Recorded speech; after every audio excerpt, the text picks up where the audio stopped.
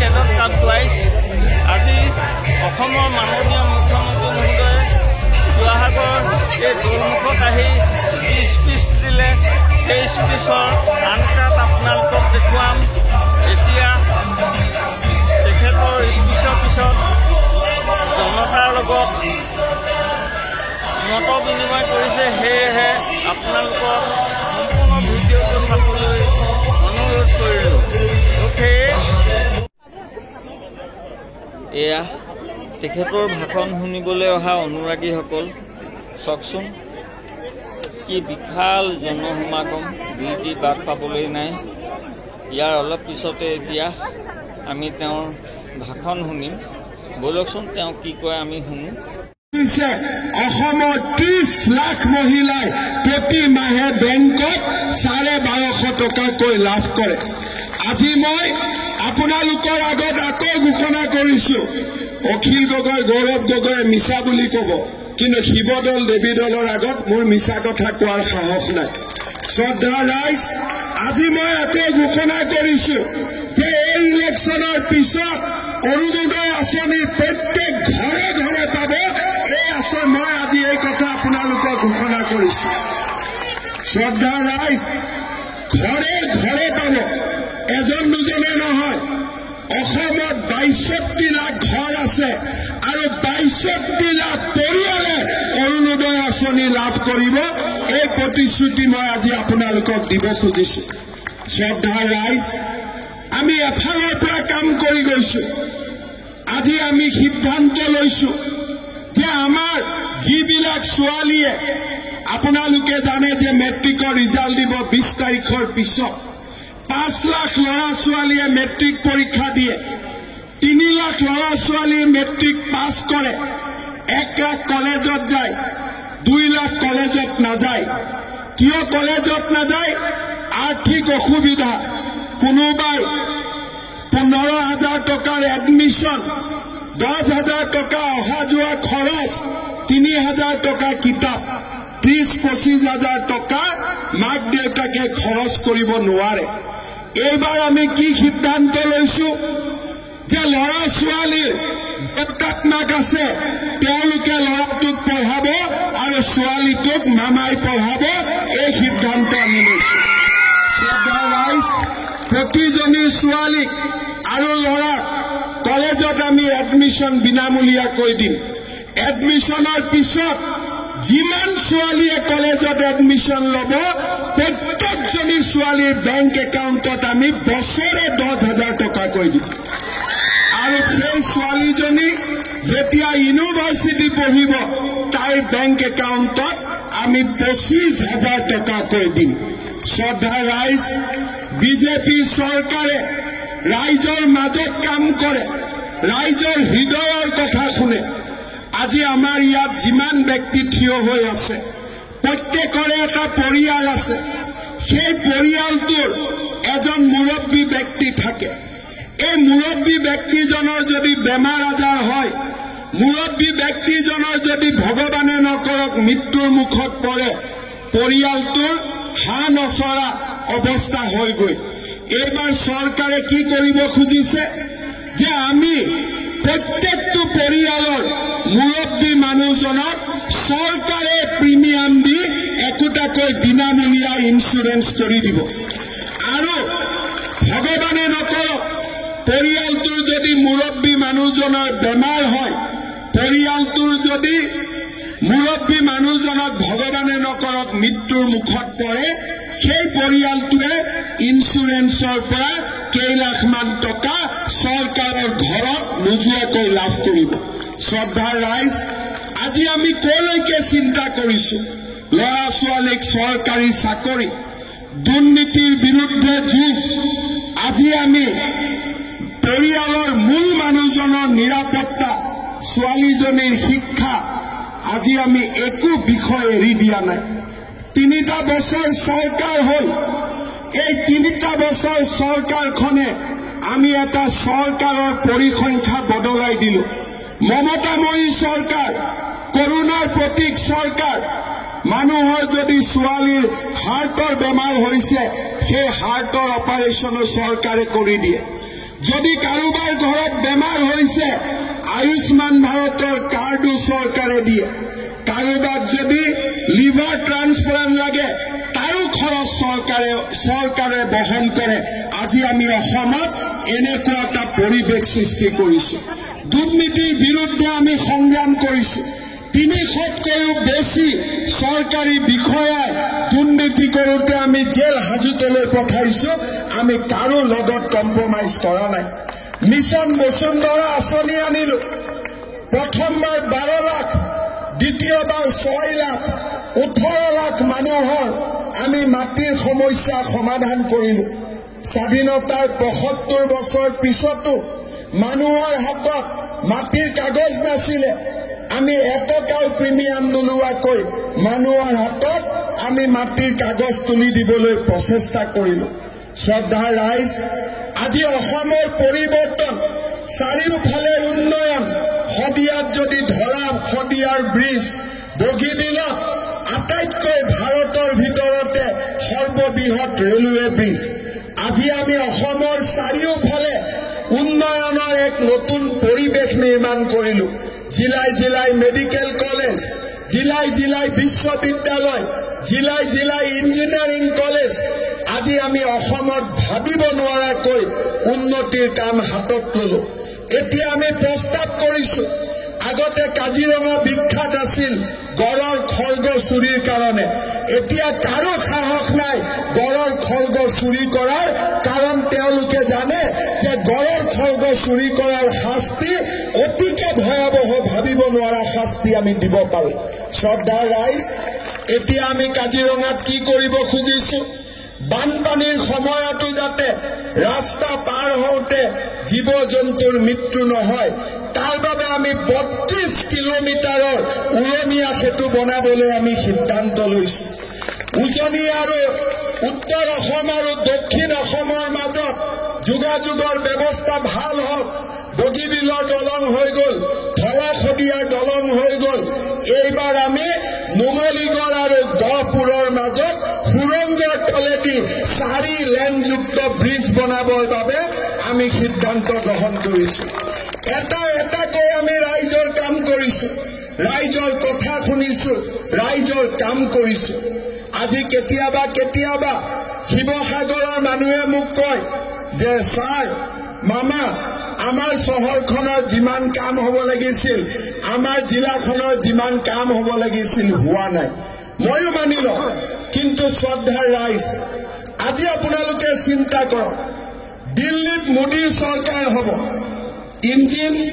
এখন ৰেলগাড়ী ইঞ্জিন আগত নৰেন্দ্ৰ মোদী দিল্লীত মোদী প্ৰধানমন্ত্ৰী হ'ব দিছপুৰত মই মুখ্যমন্ত্ৰী আমি ৰেল দুখন আগলৈকে টানিম আৰু অখিল গগৈ গৌৰৱ গগৈ ৰেলখন পিছৰ ফালে টানিব ৰেলখন চলিব জানো ৰেলখনত উন্নতি হ'ব জানো আমি দুজনে ডাবল ইঞ্জিন চৰকাৰে ৰেলখন আগৰ ফালে টানি থাকিম আৰু অখিল গগৈ ৰেলখন পিছৰ ফালে টানি থাকিব কেনেকে ৰেলখন আগত যাব আজি আন যিবিলাক সমষ্টি সুশান্ত বৰগোহাঁই তাত মোদীজীয়েও আগৰ ফালে লৈ যায় মুখ্যমন্ত্ৰীয়েও আগৰ ফালে লৈ যায় সুশান্ত বৰগোহাঁই আগৰ ফালে লৈ যায় ৰেলগাড়ীখন আগৰ ফালে চলি আছে সেইকাৰণে শ্ৰদ্ধাৰ ৰাইজ আমি ডাবল ইঞ্জিন চৰকাৰৰ লগত থিয় হ'ব লাগিব ডাবল ইঞ্জিন চৰকাৰৰ লগত থিয় হ'লে আমাৰ উন্নতি হ'ব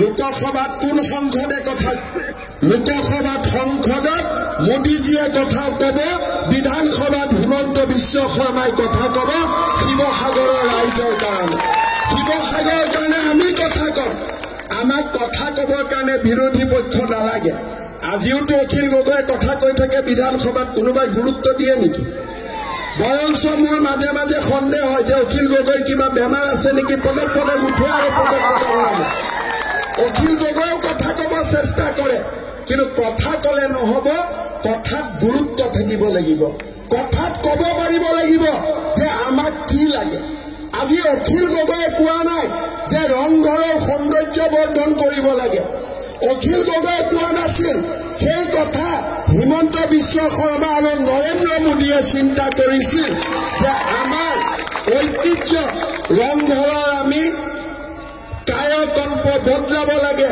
ৰংঘৰক আমি ধুনীয়া কৰিব লাগে। অখিল গগৈয়ে কোৱা নাছিল, আজি অখিল গগৈয়ে নাই কোৱা, কিন্তু মই কৈছো যে আমাৰ শিৱসাগৰৰ চাৰিওফালে থকা জেলখন আমি শিৱসাগৰৰ পৰা উঠাই লৈ গৈ সেই জেলৰ স্থানখন সৌন্দৰ্যবৰ্ধন কৰি শিৱসাগৰৰ ৰাইজৰ বাবে আমি মুকলি কৰি দিব লাগে। এই কথা অখিল গগৈয়ে কোৱা নাই, কাৰণ অখিল গগৈ এইবিলাক কথা কবই নাজানে। আজি আপোনালোকে চিন্তা কৰিব, তলাতল ঘৰ আৰু ৰংঘৰ আমি দুইটাক যদি একেলগে লগ লগাই ৰংঘৰৰ দৰে যদি তলাতল ঘৰকো ধুনীয়া কৰো, শিৱসাগৰলৈকে টুৰিষ্টৰ পিছত টুৰিষ্ট আহিব। এই কথা অখিল গগৈয়ে চিন্তা কৰিব পৰা নাই। কিয় চিন্তা কৰিব নোৱাৰে? কাৰণ তেওঁলোকৰ লক্ষ্য চৰকাৰৰ লগত সহযোগিতা নহয়। যদি যোৰহাটৰ সংসদজনে সংসদত থিয় হৈ দিনে ৰাতিয়ে মোদী ডাঙৰীয়াক গালি গালাজ কৰি থাকে, সেইখন চহৰ সেইখন স্থানৰ উন্নতি কেনেকে হ'ব? আমাক লাগে মোদীৰ লগত হাতত হাত ধৰি আগুৱাই যোৱা আমাক এজন সাংসদ লাগে, যিজন সাংসদে মোদী ডাঙৰীয়াৰ লগত থিয় হৈ কাম কৰিব।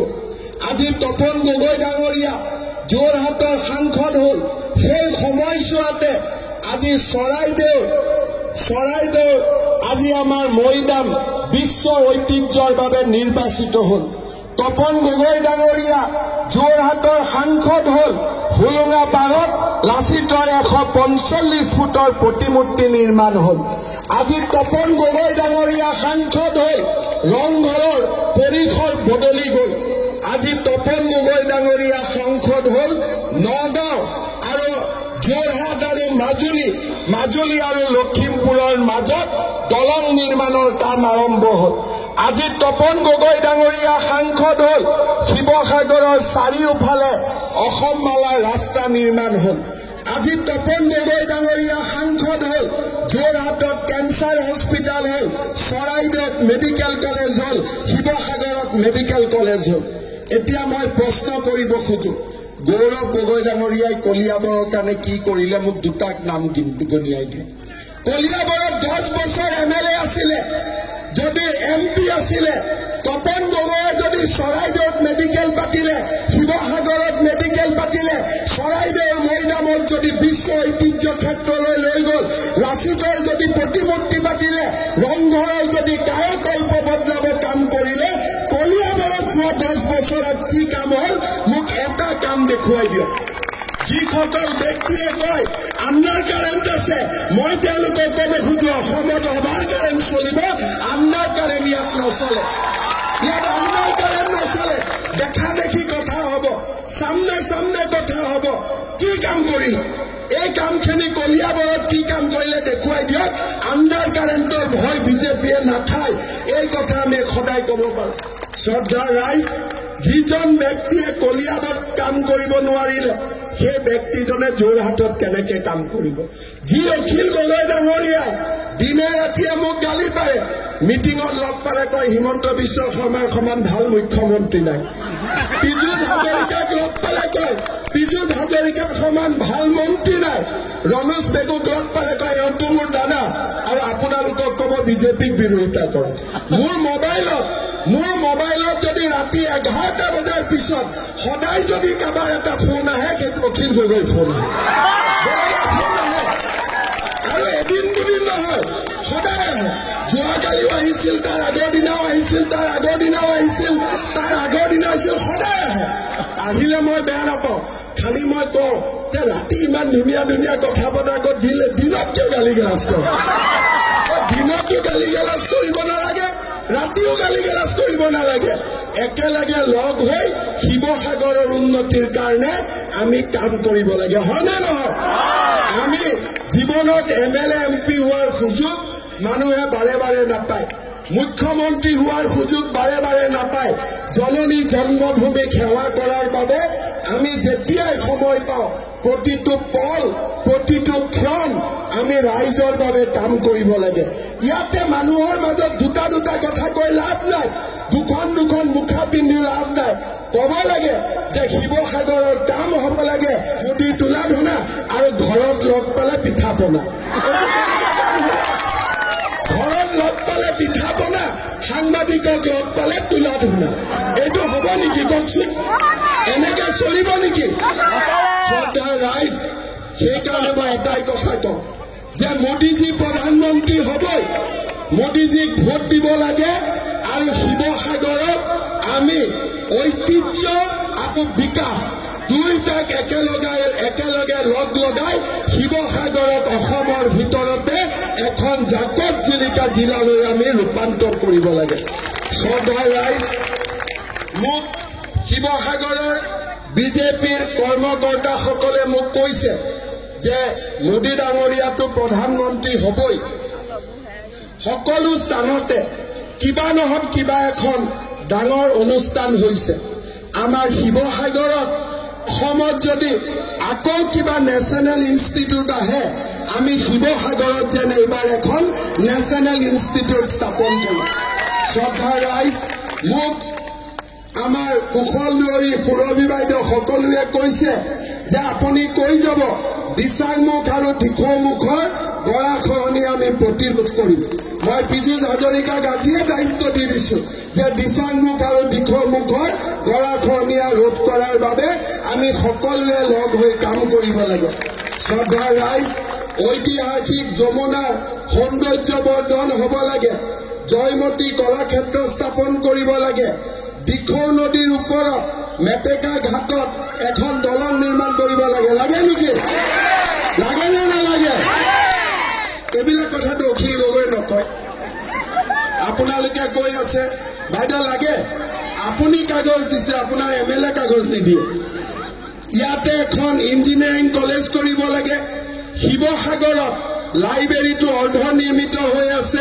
তাক সুন্দৰ কৰিব লাগে ন পুখুৰী আৰু পুৰণি পুখুৰীৰ সৌন্দৰ্য বৰ্ধন কৰিব লাগে নামদাং শিলৰ সাঁকোখন সংৰক্ষণ কৰিব লাগে হয়নে নহয় শ্ৰদ্ধাৰ ৰাইজ শিৱসাগৰ চিভিল হস্পিটেলত 300 বেডলৈ আমি উন্নত কৰিব লাগে শিৱসাগৰৰ আশে পাশে আধুনিক মাৰ্কেট কৰিব লাগে পুৰণি দিখৌ দলং সংৰক্ষণ কৰিব লাগে এই গোটেই কথাবিলাক আমাৰ ৰাইজে মোক কৈছে আমাৰ বিজেপিৰ সদস্যসকলে কৈছে আপোনালোকে মোদী ডাঙৰীয়াক প্ৰধানমন্ত্ৰী কৰক মোদী ডাঙৰীয়া সূৰ্যৰ পোহৰ চন্দ্ৰই পায় আৰু চন্দ্ৰই নিশা মানুহক ধুনীয়াকৈ পোহৰ দিয়ে অলপ অলপ কৰি হলো মই বহুত দিব নোৱাৰিলেও মোদী ডাঙৰীয়াৰ পৰা শক্তি লৈ আপোনালোকক অলপ অলপ হলেও মই পোহৰ দিম সেই প্ৰতিশ্ৰুতি মই ৰাইজক আজি দিব খুজিছো শ্ৰদ্ধাৰ ৰাইজ বিজেপি দলক বহুতে কয়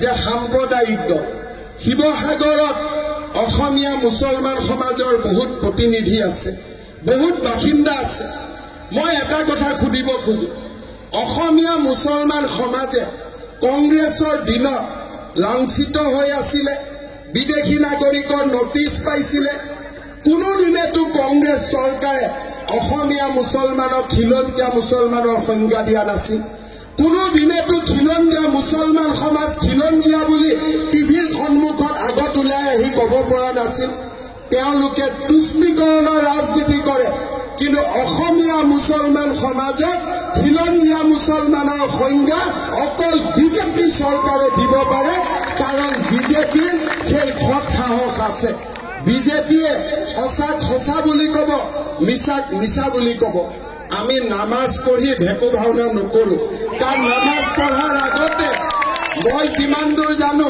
নামাজ পঢ়াৰ আগতে বহুত নিয়ম পালন কৰিব লাগে নিয়ম পালন নকৰাকৈ যদি কোনোবাই নামাজ পঢ়ে নিয়ম পালন কৰি থকা নামাজীসকলৰো নামাজ বেয়া হৈ যায় শ্ৰদ্ধাৰ ৰাইজ মই নাজানো শিৱসাগৰত কি হৈছে বেলেগে নিয়ম পালন নকৰে অখিল গগৈতো নিয়ম পালন কৰা নাছিল এইটোতো মই গেৰেণ্টি ক'ব পাৰো শ্ৰদ্ধাৰ ৰাইজ মই নামাজ কৰিব নাজানো সঁচা কথা মই নামাজ কৰিব নাজানো কিন্তু অসমীয়া মুছলমানক খিলঞ্জীয়া মুছলমান বুলি কোৱাৰ সাহস হিমন্ত বিশ্ব শৰ্মাৰ আছে আৰু সেইখিনি কাম আমি কৰিব পাৰো শ্ৰদ্ধাৰ ৰাইজ তুষ্টিকৰণৰ ৰাজনীতি বহুত হৈ গ'ল এতিয়া আমাক উন্নয়ন লাগে এতিয়া আমাক বিকাশ লাগে এতিয়া আমাক চৌদিশে পোহৰ লাগে যাতে আমি আগুৱাই যাব পাৰো আজি যদি গুৱাহাটীৰ উন্নতি হৈছে আজি যদি যোৰহাটৰ উন্নতি হৈছে শিৱসাগৰৰ উন্নতি হ'ব লাগিব আজি অসমীয়া ডেকা ল'ৰা ছোৱালীয়ে টকা পইচা নিদিয়াকৈ চৰকাৰী চাকৰি পাব লাগিব অসমীয়া মানুহে মাটিৰ অধিকাৰ পাব লাগিব বেমাৰত আয়ুষ্মান ভাৰতৰ কাৰ্ডৰ জৰিয়তে আমি সুবিধা পাব লাগিব শ্ৰদ্ধাৰ ৰাইজ প্ৰধানমন্ত্ৰী মোদী ডাঙৰীয়া আৰু দিছপুৰত বিজেপি চৰকাৰে শিৱসাগৰৰ ৰাইজৰ কাৰণে কাম কৰিব ইলেকশ্যন আজি প্ৰচাৰ সামৰণি পৰিব মই ৰাইজক এটাই কথা কৈ যাম আমি মোদী ডাঙৰীয়াক ভাৰতবৰ্ষক বিশ্বগুৰু বনাবৰ কাৰণে ভোট দিব লাগিব আৰু তপন গগৈ অসমখনক ভাৰতৰ ভিতৰতে সৰ্বশ্ৰেষ্ঠ ৰাজ্য হিচাপে গঢ়ি তোলাৰ বাবে ভোট দিব লাগিব শ্ৰদ্ধাৰ ৰাইজ আপোনালোকৰ মাজত আমি আছো আপোনালোকৰ মাজত আমি থাকিম এনেকে কাম কৰিম আমি হৃদয়ৰ সৈতে হৃদয়ক সংযোগ কৰি আমি বৰ অসম নিৰ্মাণ কৰিম স্বৰ্গদেউ চাওলুং চুকাফাৰ সপোন আমি বাস্তৱত ৰূপায়ণ কৰিম আজিলৈকে 400 বছৰৰ জন্ম জয়ন্তীৰ দিনালৈকে লাচিতক দিল্লীৰ দৰবাৰত কোনেও লৈ যোৱা নাছিল হুলুঙা পাৰত লাচিতৰ যে ইমান বিশাল প্ৰতিমূৰ্তি হ'ব পাৰে কোনেও চিন্তা কৰিব পৰা নাছিল চৰাইদেউ বিশ্ব ঐতিহ্য ক্ষেত্ৰ হ'ব পাৰে কোনেও চিন্তা কৰা নাছিল ৰংঘৰত পৰিৱৰ্তন হ'ব পাৰে ঐতিহ্যক অক্ষুণ্ণ ৰাখিও ৰংঘৰৰ পৰিৱৰ্তন হ'ব পাৰে তাক কোনেও চিন্তা কৰা নাছিল এইখন চৰকাৰে চিন্তা কৰে এইখন চৰকাৰে ৰাইজৰ কাৰণে কাম কৰে আৰু 24 ঘণ্টাই কাম কৰে ৰাতিপুৱা মোদী ডাঙৰীয়া নলবাৰীলৈ আহিছিল মই মোদী ডাঙৰীয়াক এটাই কথা কৈছো যে অসমৰ ৰাইজে এইবাৰ আপোনাক 14খনৰ ভিতৰত 14খন আসন দিব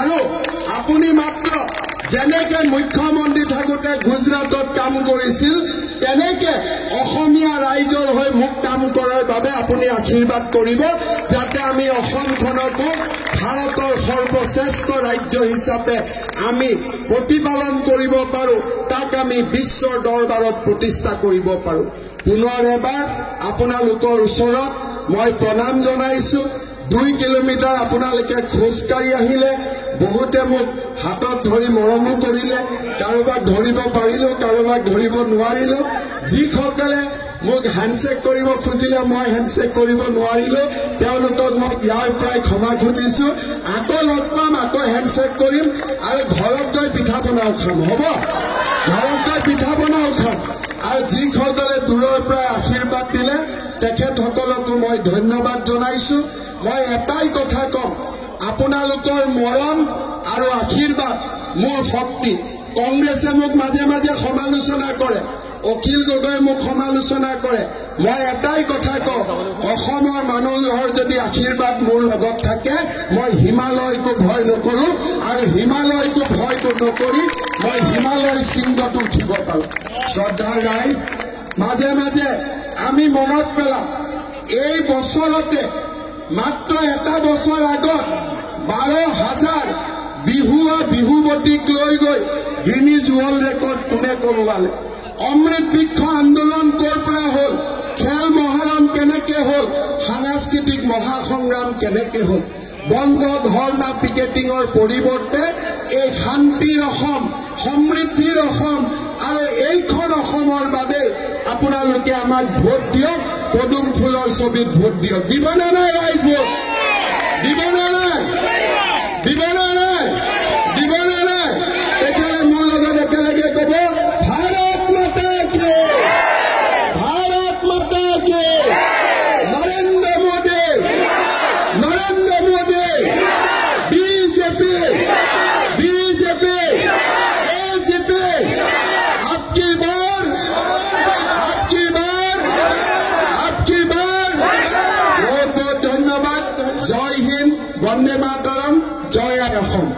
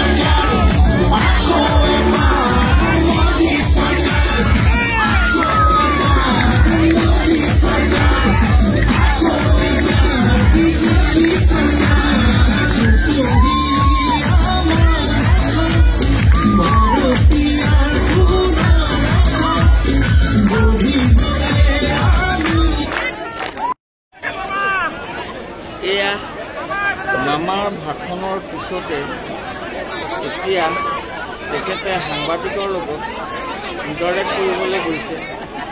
চাওকচোন অগণন জনগণৰ ভিৰ, কি যে দৃশ্য।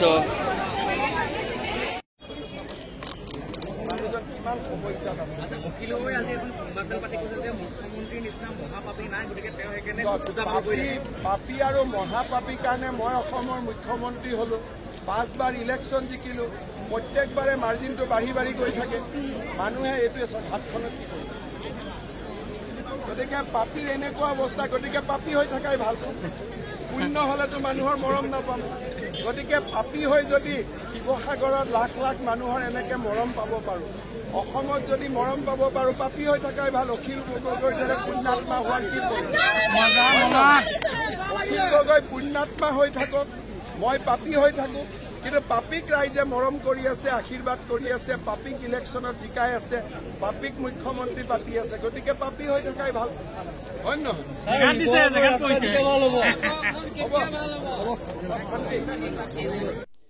এয়া অনুষ্ঠান শেষ হোৱাৰ পিছত সুশান্ত বৰগোহাঁই দেৱৰ লগত একপি।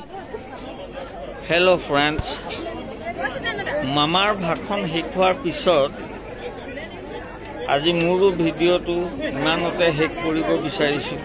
সেয়েহে আপোনালোকে মোৰ এই ক্লিপিংছবোৰ চাই কেনেকুৱা পালে, আৰু যদি ভাল হৈছে বুলি ভাবে তেতিয়াহ'লে লাইক, শ্বেয়াৰ আৰু ছাবস্ক্ৰাইব কৰিব বুলি আশা কৰিলোঁ। আজিলৈ এৰো, ধন্যবাদ।